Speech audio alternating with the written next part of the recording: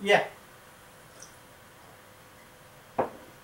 મારો વિડિયો પાછો ચાલુ કરવા ગયો તો ઓકે હવે આ બીજું ગ્રુપ છે એમાં સામાન્ય શું દેખાય છે ત્રગડો એટલે ત્રગડો બહાર કાઢી લીધો તો પાછળ શું વધ્યું y - 4 વધ્યા બરોબર ને હવે જુઓ પાછી આમાં નજર કરશો તો આમાં આ બહુપદી સામાન્ય દેખાય છે ને ખાલી એક આંકડાને બદલે તો એને પાછી બહાર કાઢવી પડે આપણે તો y - 4 છે એને બહાર કાઢી લીધા તો આમાં શું વધ્યું ખાલી x વધ્યો અને આમાં આ +3 વધ્યા સર આ x + 3 મોર આવે ને y - 4 પછી આવે તો હાલે ને ગમે તે હા ગમે તે મૂકો એમાં કંઈ ફેર ના પડે કિંમત બદલતી નથી એનો જવાબ સરખો જ આવે એટલે ધારો કે તમે y નું એનો અર્થ એમ કે y ની કિંમત તમે જો મને y બરાબર 5 કીધા હોય અને x બરાબર 3 કીધા હોય તો તમે એની કિંમત મૂકીને જો આનો ગુણાકાર કરશો ને તો જવાબ સરખો જ આવશે તમે આને પહેલા લ્યો કાને પછી લ્યો એ મને લાગે આપણે ખબર નહીં ક્યારે ક્રમના નિયમો શીખાતા કે નહીં 7મામાં કે ક્યારે શીખાતા કે તમે ગમે તેમ ક્રમ બદલી નાખો તો પણ એની કિંમત સરખી જ રહે છે એવું કે નથી શીખ્યા આપણે કદાચ જૂના કોર્સમાં ક્યાંક આવતું હતું મને યાદ નથી અત્યારે પણ મેં ભણાવ્યું હતું યાદ છે કે આપણે ક્રમ બદલીએ છતાંય એ જુદા જુદા નિયમો છે કે જેનાથી કિંમત કોઈ બદલે નહીં ઓકે પછી આપણે વચ્ચે ચાલો ગેપ મારીએ એક 5મો દાખલો લઈએ ઓકે 5મો દાખલો છે 15x minus 4a plus 6 minus 10ax minus 10ax એટલે જો આમાં તમને ભૂલ ખવડાવવા માટે શું કર્યું છે એણે પોઝિશન બદલી નાખી છે જો એટલે તમારે ગ્રુપ પાડવું હોય તો પહેલામાં આપણને નજીક નજીક ગ્રુપ હતા ને એને બદલે આમાં નજીક નજીક નથી તો તમારે આનું સ્થાન ફેરવી જ નાખો ધારો કે આ x અહીંયા પહેલામાં છે અને અહીંયા છેલ્લામાં છે તો તમે એને નજીક લાવી શકો આ 15x minus 10ax અને પછી આ a અહીંયા છે એટલે 4 minus 4a plus 6 આવી રીતે કરીએ તો હવે આપણે આની આ એક ગ્રુપ બનાવી શકીએ ખબર નથી જો કે આમાં વધારે ગ્રુપ બને પણ આપણે ટ્રાય કરીએ એટલે આમાં તો શું થાય ટ્રાયલ ને એરર ઘણી વખત તો હવે આમાંથી શું સામાન્ય નીકળે આ બંનેમાંથી 5x બરોબર તો પાછળ શું વધ્યું 3 5 ને 10 ને 5 ભાંગ્યા એટલે 2 અને ax ને a ભાંગ્યા એટલે a બરોબર પછી હવે આમાં બેમાં સામાન્ય શું દેખાય છે બગડો એટલે બગડો પ્લસ બાર કાઢવો કે માઇનસ બાર કાઢવો શું કરવું જો એકમાં માઇનસ છે એકમાં પ્લસ છે તો આપણે માઇનસ શું કામે હું પ્લસ એ કાઢી શકું ને આ ધારો કે હું પ્લસ કરું પ્લસ બગડો કાઢું તો શું થશે તો અહીંયા કેટલા વધશે -2a બરોબર અને 2 ભાગ્યે તો કેટલા થયા +3 થયા ને તો આ જુઓ તમને આ બે સરખા લાગે છે હે અહીંયા જો જગ્યા ઉલટા સુલટું થઈ ગયું પણ એના કારણે પણ એની કિંમત બદલતી નથી તમે 3 - 2a કયો કે -2a + 3 કયો તો બંને સરખા કહેવાય કે નહીં હા તો એને બહાર કાઢી શકાય આપણે 3 - 2a બહાર કાઢીએ તો કાઢી શકાય હા તો પછી આમાં કેટલા વધે 5x + 2 બરોબર છે એટલે તમે ધારો કે માઇનસ અહીંયા કાઢ્યા હોત તો શું થાત ધારો કે હું માઇનસ અહીંયા કાઢ્યા હોત તો મારે આની નિશાની અંદર જુદી આવત, આ માઇનસ જુદી આવત તો તમારે અહીંયા પાછા બે મેળ ના ખાતા, એટલે તમારે પાછી બેની નિશાની ઉલટી કરવી પડે. એટલે એ ટ્રાય કરવી પડે. ઘણી વખત તમને સીધો જવાબ આવી જાય એવું નથી, એટલે બે રીતે ટ્રાય કરવાની. એટલે આ માઇનસ, આ તો મેં અટકળે કાઢ્યા હતા અને એમાં મેળ ખાઈ ગયો, પણ ઘણી વખત ના થાય. એટલે આ -2a અને +3, એટલે મેં કીધું ને આપણે ટ્રાયલ ને એરર કરવી પડે. ઘણી વખત તો તમારે પેલી જોડી 2 3 5માં આમ ન ગોઠવાતું હોય તો આ રીતે ગોઠવવા પડે, એક કલર ગોઠવવા પડે ને એક લાઈનમાં પેલા 7 8 9 ગોઠવવા પડે ને એવું કરો ને બધું. એટલે એવી રીતે આ બધી પત્તાની રમત જ થઈ છે.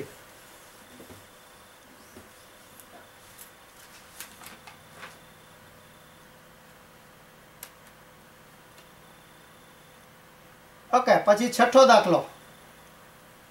આ બધા ધ્યાન આપે છે ને કે આગળના થોડા ધ્યાન આપે છે ને બાકી બધા વાતો કરે છે? ધ્યાન આપે. ઓકે, તો 10 m²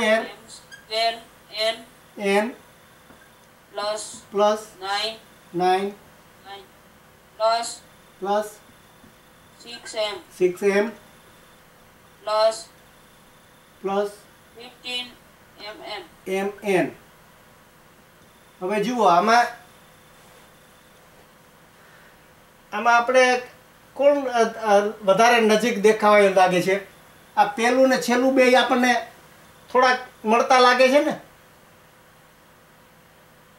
તો એને પોઝિશન ફેરવી નખાય, તો એને આગળ લઈ લેવાય કે 10m² n વત્તા 15mn પ્લસ 9 પ્લસ 6m. તો હવે આને આપણે આવી રીતે જોડી બનાવી દઈએ, એમાંથી સામાન્ય બહાર કાઢીએ. તો આમાંથી બહાર સામાન્ય શું નીકળે? 5mn. 5mn. તો પાછળ શું વધ્યું? 2m અને પ્લસ 3m. 3mn નીકળી ગયા. ના, 3 ખાલી 3 વધ્યા, બરોબર. પછી આમાં શું સામાન્ય છે? 3. તો પાછળ શું વધ્યું? 3 વત્તા 2m. એટલે 6 ને 3 ભાગ્યા એટલે 2 વધ્યા, એટલે m નું કઈ નથી, એટલે 2m વધ્યા, બરોબર ને? હવે જુઓ, આ પાછા 2m પ્લસ 3 અહીંયા આવ્યા અને અહીંયા 3 પ્લસ 2m આવ્યા, તો બે સરખા કહેવાય કે નહીં? દિશા ભલે પોઝિશન ફરી જાય પણ છતાંય કિંમત બેની એક જ છે, એટલે આપણે એને બહાર કાઢી શકીએ કે 2m પ્લસ 3 અથવા તો 3 પ્લસ 2m, કોઈ ફેર ના પડે, ગુણ્યા 5mn પ્લસ 3. આ બધાને સમજાઈ ગયું? એટલે આવી રીતે ગમે એટલા પદ વધતા જાય પણ તમારે સામાન્ય વસ્તુ કાઢતી જવાની, અને જ્યાં સુધી સામાન્ય એક પદ કે બે પદ જેટલા મળે એટલા બધાને કાઢતા રહેવાના, અને બધા આવીએ એવી રીતે પાડતા રહીએ.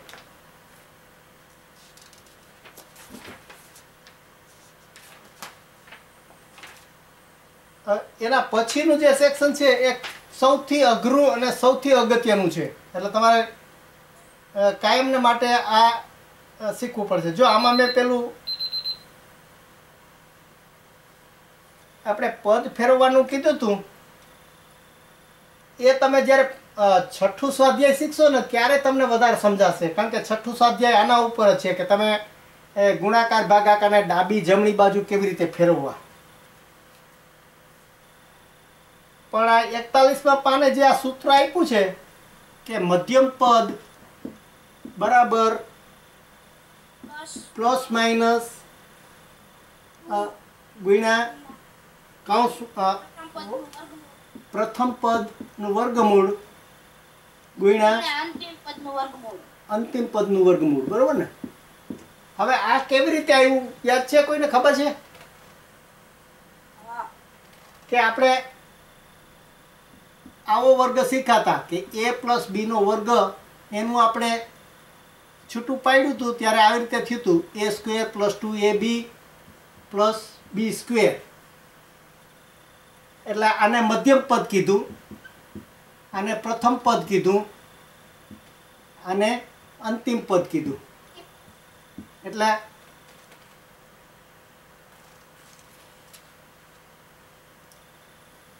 આને હવે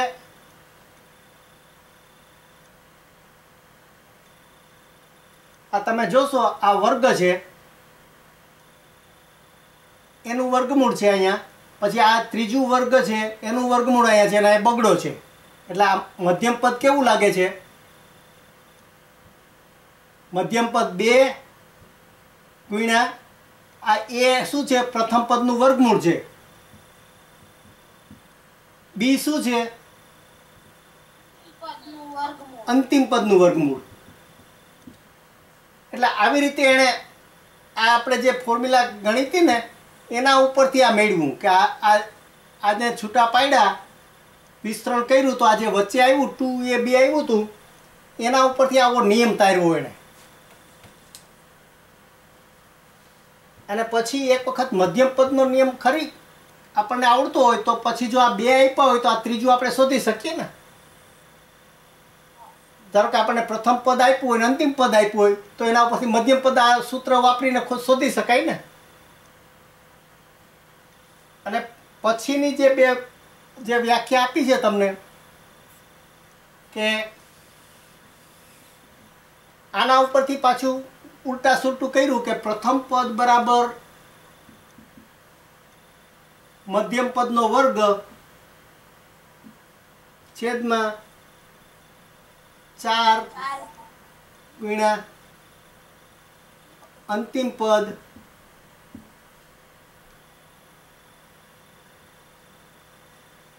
હવે આ મધ્યમ પદ બરાબર આ થયું એના ઉપરથી આ પ્રથમ પદ કેવી રીતે શોધ્યું એ તમે આપણે છઠ્ઠું સ્વાધ્યાય જ્યારે શીખશું ને ત્યારે તમને બરોબર સમજાશે કે આપણે આ એક સૂત્ર આપ્યું હતું એના ઉપરથી આ સૂત્ર કેવી રીતે આવ્યું.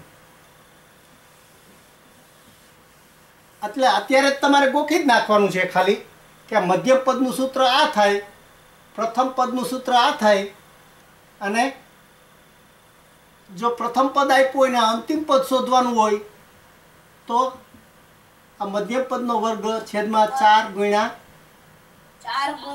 પ્રથમ પદ.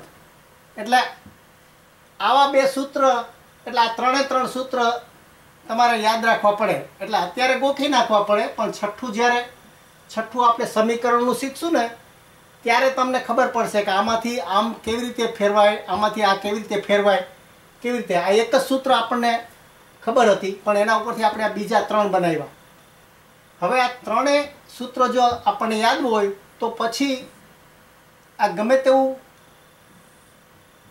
આપણને આપ્યું હોય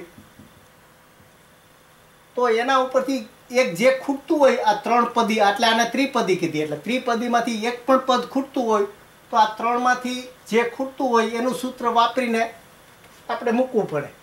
એટલે a સ્ક્વેર એટલે એ જ નહીં, આપણે પેલી મેં વાત કરી હતી ને કે એની કિંમત 3-4 પદી હોય, એક જ પદી હોય, ગમે એટલું મોટું પણ હોઈ શકે. આ તો ખાલી સંજ્ઞા તરીકે આપણે એ વાપરીએ છીએ. એટલે આ બધી વસ્તુ મને લાગે કાલે આપણે લેશું વધારે પાછું. એટલે કારણ કે આ સૌથી અઘરું છે અને સૌથી અગત્યનું છે. એટલે આને આપણે ઝડપથી પૂરું નથી કરવું, એક પછી એક બરોબર. એના આપણે બધા જ દાખલો જે મહાવરો છે ચોથો એ કાલે કરશું. અને તમે બને એટલો તમે ઘેરે ટ્રાય કરજો તમે તમારી જાતે. બરોબર? હા સર.